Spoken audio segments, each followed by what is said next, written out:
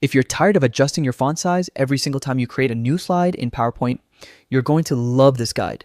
Today, I'll show you how to set a default font size in PowerPoint on Windows so your presentations always start with the style you want, automatically.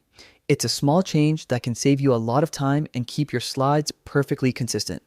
First, open PowerPoint on your Windows computer.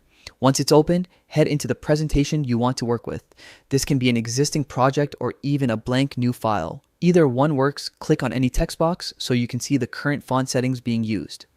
This helps you know what you're starting from, especially if you're working with a template or a presentation someone else created. Now go up to the Home tab at the top of the window. In the font section, look for a tiny diagonal arrow icon.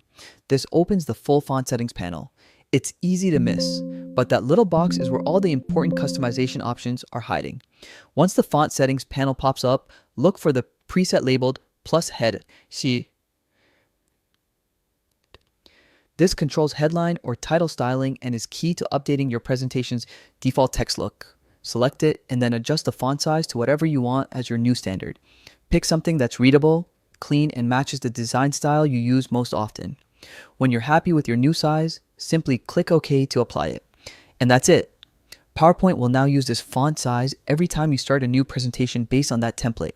No more repetitive adjustments, and your slides will instantly look more professional and consistent.